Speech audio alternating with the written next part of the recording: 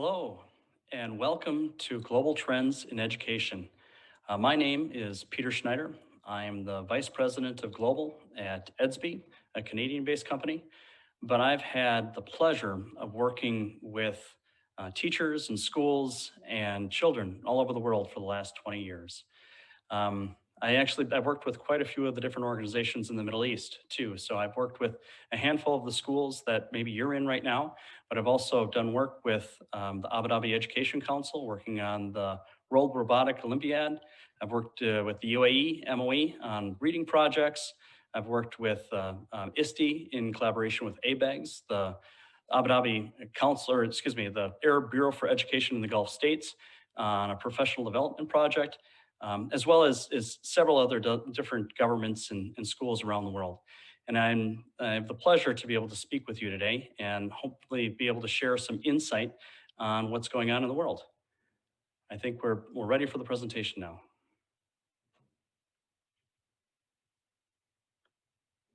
And next. So I wanted to start out with a quote because this last year has been really disruptive, and there's really been a necessary need, right? And so they say the necessity, and that necessity is the mother of invention, and it's the primary driving force when it comes to inventions. And I've seen that in education all around the world. And actually, things like in Australia where they would teach via a radio was the first distance learning, to other places where it was just absolutely necessary to be able to do things different. But we haven't seen the scale of change that we've seen in the last 12 months. The coronavirus crisis, it's been a world-changing event. As everyone knows, it's changed the way that we live and almost more so the way that we learn. On to the next slide, please. So there's several different organizations that have taken a look back over the course of the last 12 months to try to understand what's gone on as well as how we're doing. And what we've realized that schools were definitely overwhelmed and unequipped to be able to respond to COVID-19. And specifically in the United States education system, it's really built around an in-classroom experience, the same all around the world. And that comes from the investment that they've made in technology to the broadband infrastructure, curriculum design, and how teachers are trained. And we're starting to see the results on that in what's happening now is this analysis of learning loss. And if you're not familiar with that, what that is, it's how far behind children are today versus whether or not they would have been in the classroom. And so according to a study by McKinsey, in the US, learners are about 3 months behind in math and about a month and a half behind in reading in the US. Next slide, please.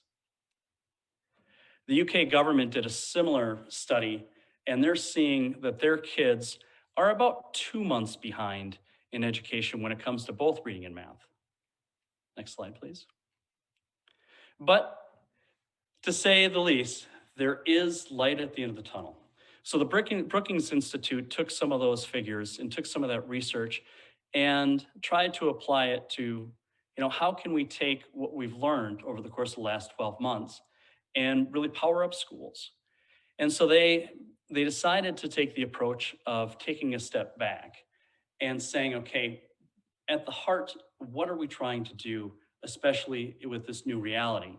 Because what we're doing right now, or what a lot of schools were doing at the time, is grabbing a bunch of different tools and different content and different methodologies that were given free to them from vendors and education technology providers and governments, and just trying to put it out there and make sure that they continued learning.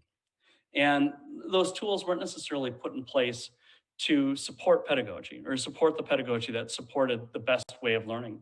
And a lot of those tools and systems weren't necessarily tied together. And so what the Brookings Institute is suggesting is that we really emphasize and focus on the instructional core. And so focus on that pedagogy that you're trying to implement. And then take a look at the relationship between content, learners, and educators, and see how those tie together. But one of the things too that's been really interesting over the course of the last 12 months is that the educators weren't always the ones that were delivering content as it has been in the past. A lot of the parents have had to take over the role as the teacher because they're the ones that have been there with the student holding their hands along the way. So when you're deploying education to power up schools in the terms of the way that meets the needs of teaching and learning of students, you should be a little bit cautious in the tools that you're using because sometimes those tools can actually become a distraction and delay the achievement that you're trying to achieve. So you should really, at this point, and I know that I'm speaking to a very broad audience, everyone from teachers to administrators to principals to potentially students and parents. What we should be doing is trying to really understand the landscape of that instructional core and get back to the principles of improving the way that education and teaching and learning is happening and trying to use science to be able to evaluate the landscape and to be able to map that out across the entire education system, looking at the different tools that are being used from content to assessment to platforms and to see what exactly is being utilized and how they're being utilized to be able to make sure that that relationship between the learner, the educator, the content, and the parent is all there. Next slide, please. So one of the things that I'm going to start out with this slide is an exercise that actually a friend of mine is doing in Australia with one of the Catholic dioceses there. So he's working with about 100 schools, and you can go to the next slide quick.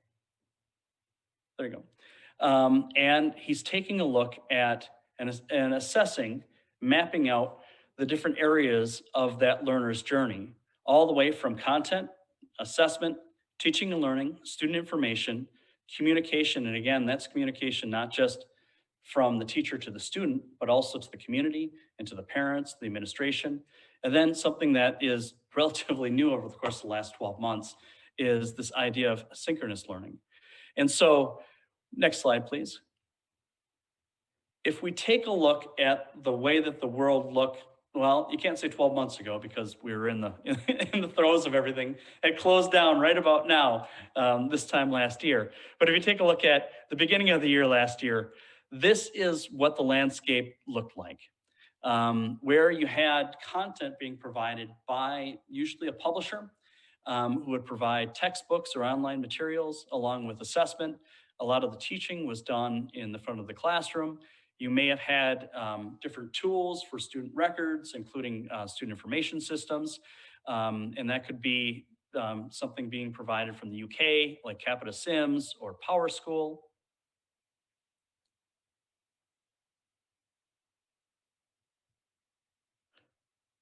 Okay, I'm just going to read a question here really quick and try to answer it. So there's a question about when you say behind, do you refer to the amount of material covered or the learning ability or quality? So that's a fantastic question. So when they say behind, what they're using formative assessments to be able to gauge that. So like in the UK, they're using something called STAR, which is, I think it's an assessment that's being used in the Middle East. It's provided by a company called Renaissance. And so what they do is they're able to gauge, they can norm data for the typical, let's say 10-year-old student would be at a certain level of reading at the first month of the first year of when they're going into grade one. And they should get a specific score. And all of the students within that broad range would average out to be about that level. And it's pretty consistent year over year. And so when they tested kids this year at that same time, that same point in time, and compared it to kids in previous years, they were 2 months behind or a month and a half behind or 3 months behind. So an average of about 2 months behind in both reading and math when you're looking at those types of assessments. Great question. Keep them coming. We can go back to the presentation. So if we go to the next slide, it actually includes some of those assessments. So some of the other tools that were actually used on the education technology side, because there was quite a bit adopted over the course of the last 10 years, You're also going to find tools such as Brain Pop, which is, if you're not familiar with that, is short little videos, supplemental materials to be able to teach. Lots of cool stuff from volcanoes to how to ride a bike to the Pareto theory. I'm not going to say that. Anything that you might think using a robot and a little boy to describe it in the course of like 2 to 3 minutes. Other tools like Mayan, which is kind of like a Netflix for reading. That's a supplemental approach to your core curriculum for reading, or Discovery, which is a set of videos to be able to support STEM education. And there's a whole host of different resources on the content side that we could have talked about that are supplementing the core curriculum when it comes to ed tech. But you're also going to get some of these other assessments. And I already talked a little bit about the STAR assessment. And again, so that supports, I believe, both the UK curriculum, the US curriculum, and the IB curriculum to be able to project where a kid's going to be, and allows for a teacher to be able to gauge where a kid is today and then be able to supplement materials for that. GL Assessment is another assessment company out of the UK. And then you have a company out of the US called NWEA. And I believe that both STAR and NWEA are supported by KHDA. So I would assume that those might be tools that you're using in your schools today. And you probably also had some sort of an online platform for teaching and learning. Moodle is a good example of that. There's also Blackboard or Schoology, or a whole host of other different types of virtual learning environments or LMSs that you might be using. But a lot of the communication tools that you were probably using were email with parents and maybe with the older students, or phone or text message. But really, that was kind of the landscape when it came to teaching and learning and the use of technology. And if we go to the next slide, all of a sudden, a bunch of new stuff cropped up because the kids weren't in the classroom anymore, the school shut down, and there was two different kinds of learning going on now. There's this whole concept of asynchronous learning. So if you think of asynchronous learning, it's where a student is really self-directed, or resources are provided for them and they're finding their own pathway. An example of that is a product called Freckle. And so that's provided again by a company called Renaissance in the US. They saw their growth of user base go up by about tenfold in the US. It's a math product. You go through and you use a diagnostic assessment to be able to gauge where you are as an individual or as a student. And then they have supplemental materials to be able to fill the gaps of where you are within learning progressions or your learning journey. It's a neat little thing. It may not be holistically culturally appropriate. They do have a mascot that's a pig, so I want to warn you right out of the gate for that. But it's a great tool in the fact that they do incorporate things like gamification to be able to gain coins, and when you do more math problems, to be able to have virtual goods. You also saw a mass adoption of Google Classroom across all different types of education systems around the world. Again, this is another free product, and you get what you get with free. But it was allowing for schools to be able to continue their learning through the connection of Google Docs, as well as other different types of tools provided by Google. And then you saw some other tools too for parent communication, things like Seesaw. And I was just talking to the organizer of the conference, and her children use Seesaw, as well as my kids here in Minnesota. We're using Seesaw. You can think about it a little bit like a place for a parent to be able to post an assignment. An example of one was my daughter, who at the time was 7 years old. She had to draw a picture of herself and then describe that. And then that was shared back to the teacher.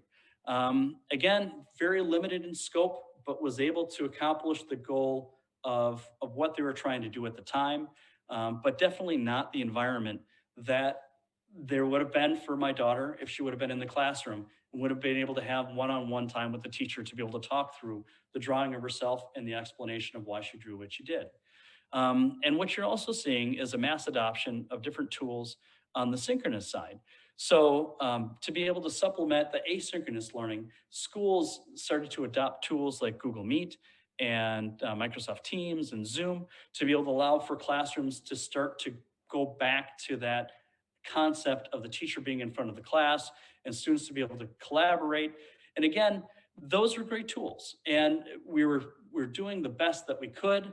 But there's also scenarios where a lot of kids would log into Zoom and then they would go and play video games and they would come back when they would hear their name, which isn't necessarily the best situation for learning, right? And could lead to some of the learning loss. And one of the challenges too is a lot of these free tools or different types of tools that were being used across this landscape weren't necessarily connected together. And so one of the things that we're going to go into next is we're going to go into a way that you can either use this framework to be able to map out your current landscape, or this next one that kind of lays out the different aspects that you need to cover within a school. And again, everybody's school is different, so you're going to have different ways to be able to do that. Just really quick, another question. So we have a question from a school principal. How would you advise parents with regards to their kids' learning? Is it true learning or a false one being online? I'm not sure. So I'll answer the first part because I'm not sure what the second part of the question is asking. But one of the things that I would do to advise parents on learning is to be able to open up areas of dialogue and to have transparency, especially into the learning process and what is being covered in the curriculum. So again, that Seesaw app was one way to be able to do it, but it isn't a very holistic sense. So having tool sets to be able to do that, that's actually one of the biggest challenges that my friend in Australia right now, when he's mapping out the whole landscape of learning, is that area of communication and how you can incorporate the parents and the community into that, because a lot of the tool sets weren't necessarily designed for it. There is an open area for discussion for potentially the students and the teachers, but that parent isn't always involved. And so how do you incorporate that? At EDSB, we do have a tool that does some of that, and I'll show you that later on. But again, different tools are going to meet different needs, and you want to make sure that that does include and incorporate the student's journey. And so the second part of the question is learning online true learning or not? And I think you'll find people that'll argue both ways, but I think that's one of the reasons why, if we take that whole concept of innovation comes out of necessity, I think there is true learning that happens online and through distance learning. But what we need to do is we need to take the science behind it and analyze the data to be able to understand where kids are making improvements and where there's more distractions coming from the tools. And again, we'll talk about that a little bit too, because there are initiatives in place, and I'll talk about it at the end of the presentation here on a project that's going on in New Zealand to try to capture some of that data and try to make that actionable for the classrooms. So let's move on to the next slide, and we'll take a look at a way that you can start to map out your landscape with the tools that you have. So one of the things you want to do is you want to try to find the overlaps, and you want to try to find the gaps, which is your traditional gap analysis. And so I've got a whole bunch of different things listed here, from classroom management to messaging to calendars to video conferencing, all the way down to how you interact with parent-teacher conferences, professional development. So if we just click one over. So what we're going to start to do is to start to map out those tools and what they do. So for example, if you have Moodle, it's probably going to cover classroom management. It'll cover content delivery. It might cover calendars, but it's going to fall short when it comes to video conferencing. You're going to need tools to be able to do that. And it's not going to cover all those other things that are on the other side of the spectrum. Next button. If you take a look at Google Classroom, it is, again, a little bit more narrow than your traditional LMS coming from from an install of Moodle, but it's going to do some of those things that you need to do. So you're going to be able to do collaboration. You're going to have document sharing. You're also going to be able to do assignments. And it does have a tight integration with Google Meet, but it's not going to have a lot of the robust grading and assessment that you might see from Moodle, or it might not have some of those other collaborative tools that you might want with the parents from other tools. Let's go to the next one. And again, so you want to look at what your, and when I say SIS, I probably shouldn't use acronyms, but that's your student information system. So you're going to have at your school or as a parent, the school is going to keep a record of the child. And that's going to be a database that records things like attendance. It's also going to record things like grades. And there may be some area of communication for the parents in that aspect. So for example, as a parent, I can log into my son's student information system and I can see what his grades are. But again, a lot of times that is historical data. And so it's not very actionable for me as a parent to be able to say, okay, this is a point where we need to remediate for him on math because I know that he's going to fail a test coming up, which is definitely a gap. Because if you're involved in their learning, you want to make sure that you can prepare them for any assessments or anything that needs to be done so that they can reach those outcomes. Next slide, please. And what's probably happening at your school too is you're going to have a bunch of different siloed point solutions along the way. So you may have something like ASOP that's going to cover if a teacher is sick or has to be quarantined, you need a substitute teacher. You're going to have something else for professional development. You're going to have something else for learning analytics if you have anything at all. Next slide, please. And you've probably adopted some sort of a video conferencing system like I mentioned before, which probably isn't integrated into the other tools that you have because there wasn't really the concept of needing to be able to do that until COVID hit. And what we're gonna do now is we'll take a look at EDSB, which I spend about half my time working on our learning platform. It's kind of like an LMS and an SIS put together, but we'll kind of pick it apart so that you can start to pick apart your tools and start to map that out so that you can do that gap analysis yourself. So within the EDSB product, we have three different interfaces. We have a student interface, we have a parent interface, we have a teacher interface. And so one of the things that you can mark off is the instruction for the student, as well as the communication between a parent and a teacher. You can start to do things like do classroom management, the calendaring, and all those types of things are covered within that environment. Next slide, please.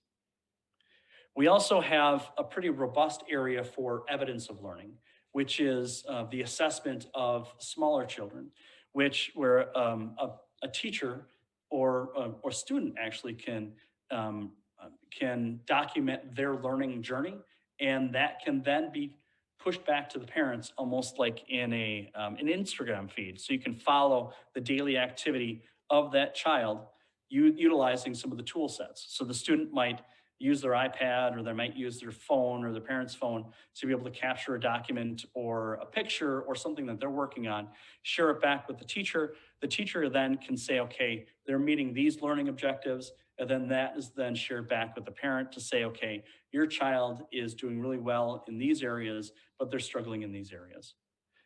Next slide, please.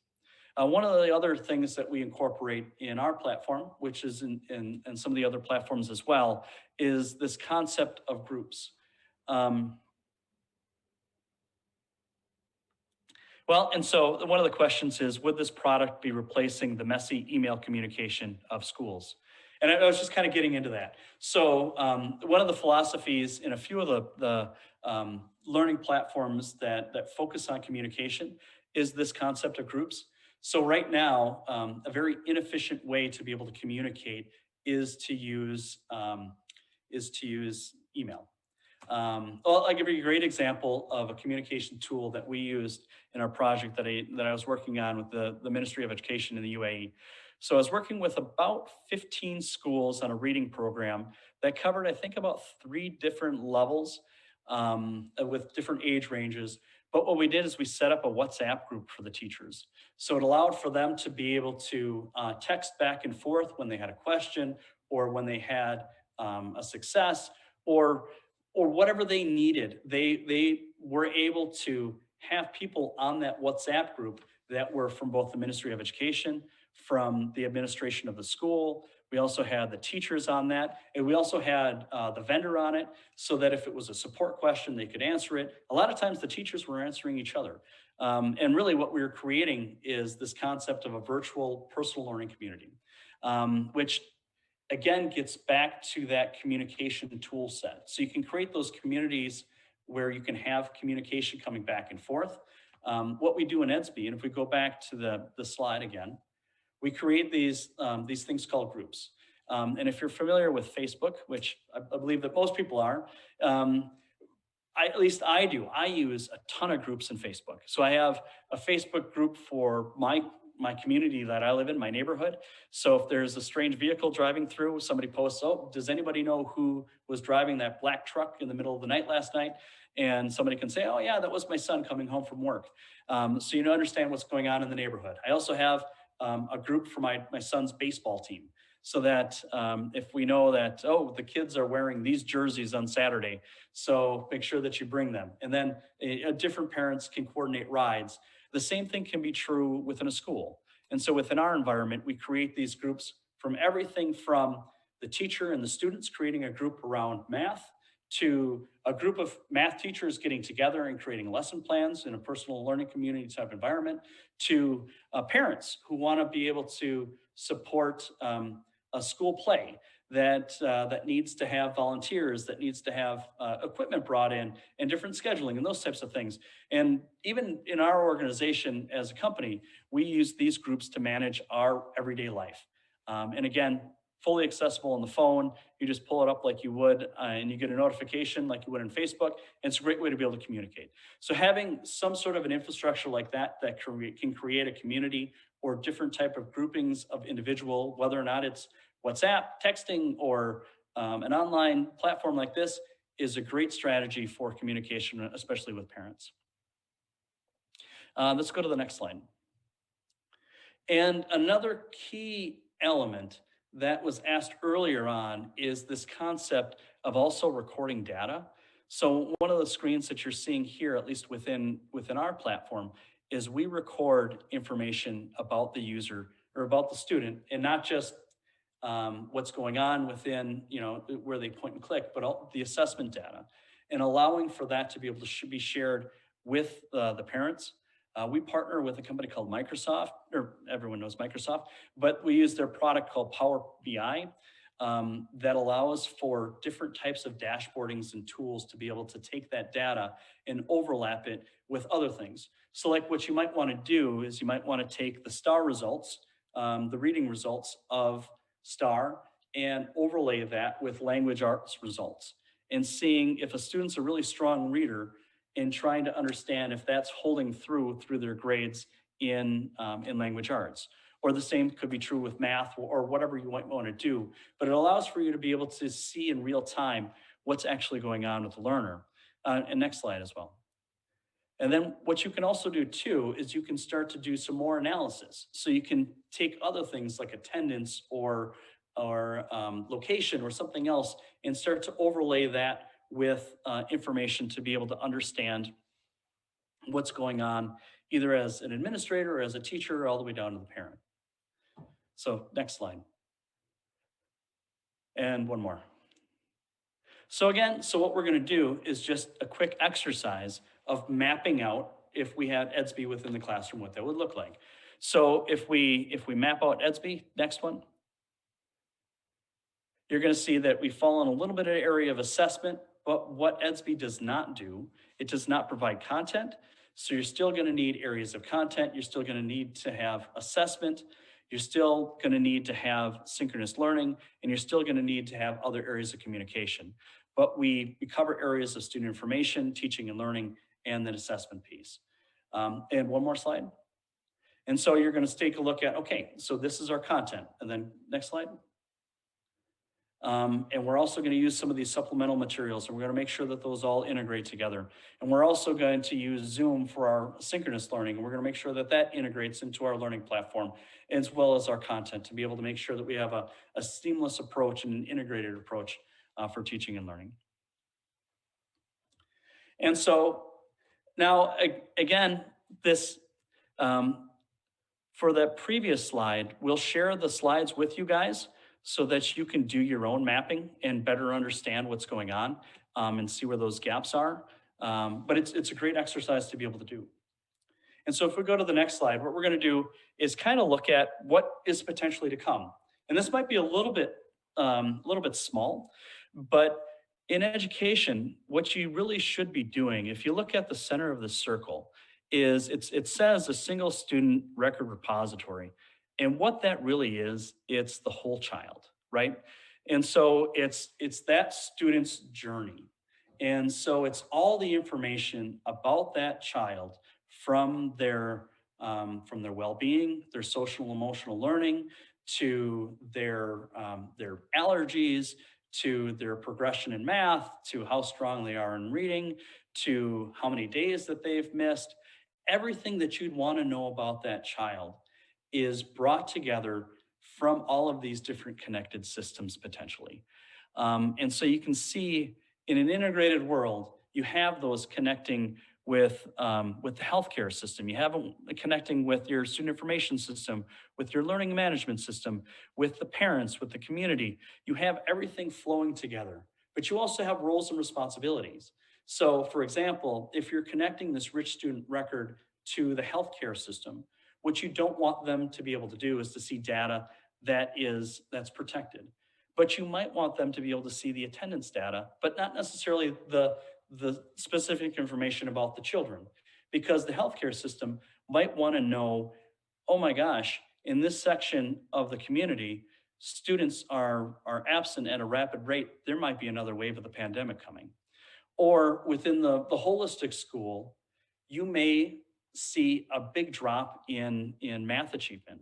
So one of the things that you might want to do is analyze the content that's being used. And because you have a rich student record, you know which students are using what materials. And if we go to the next slide, as I mentioned, half my time is spent working with schools around the world right now on our platform. And the other half is working with different countries and different municipalities on this type of an approach to be able to connect different systems on data. And one of our first installations is actually across the entire country of New Zealand. And so all 200 or 2,500 schools across the entire country are connected with this cloud-based infrastructure to be able to share data across schools, across platforms, and with the Ministry of Education if they're allowed to be able to see the data, which they're not, which is kind of, it's interesting because there's a lot of governance around data and privacy protection. But it's interesting because in New Zealand, it's very similar to the United Arab Emirates, where almost all the schools are treated as private schools. They're all self-funded, they're all self-directed, they can do what they want, they're autonomous, they're self-directed, they can choose their own curriculum, which is very similar to the way it is in the UAE. So it's very similar in that regard. So if we go on to the next slide, you can see some of the things that they're trying to do. And again, as you're mapping out those tool sets, you should be thinking in the back of your mind, how do these different tools that I'm using connect? And how do they inform me as an educator and me as a parent about that whole child? So that project in New Zealand is called Chirito, which is all about the wellness of the child and trying to understand their entire learning journey. And these might be a little bit too small to read, but what they're doing is they're mapping out all these, what they're called use cases, on how, if you did have a better understanding of the child, as you're implementing different strategies and different pedagogies and different tools, how does that then excel their growth? And how does it not just lift up the strongest learners, but every learner? So one of the first things that they're doing is they're implementing this as something called a learning support registry. And what that is it's taking a look at the struggling individuals in all the different classrooms across the country. And they're providing these different mentors and these different teachers to travel around and to be able to build up their areas that they have weaknesses in. But because the schools can now see where those students are weak and be able to match them with experts, they're able to then be able to build those supports or the different scaffolds, as they call them, to be able to drive and to be able to make sure that they can maintain the mainstream with everybody else, which is a huge challenge, because a lot of times, as I said before, you're not informed of whether or not you have struggling children until they fail. And if we do that, then we're failing the children. And with that, I'll open it up for questions. And I just appreciate the time to be able to talk with everyone today.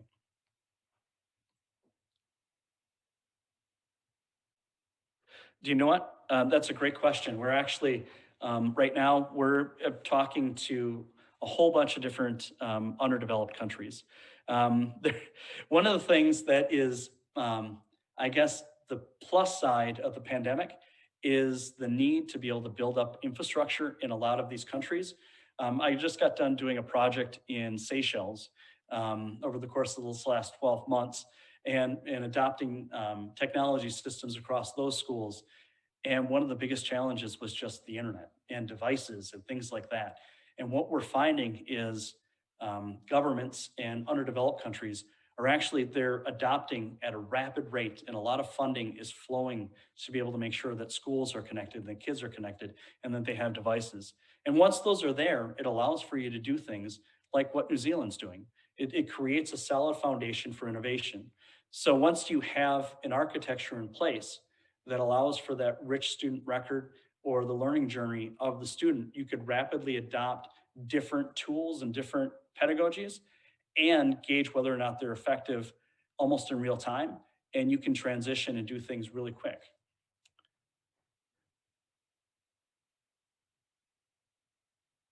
Okay, so here's another question. Shouldn't classrooms as we know it be obsolete and be replaced with a completely new model of teaching with all these new solutions?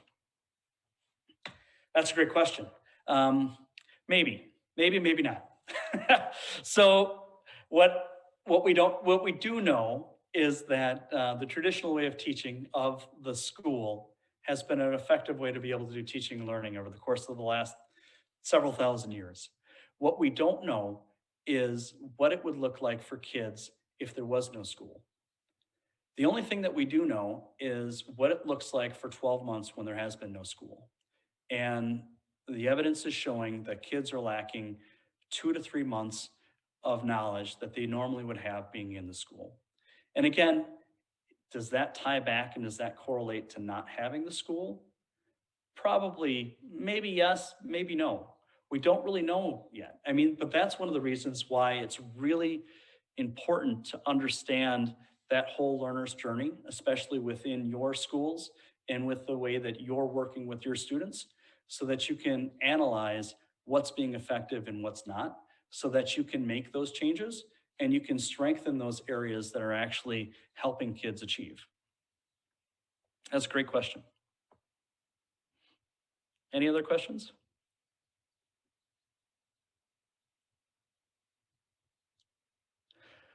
So there's no more questions at this moment.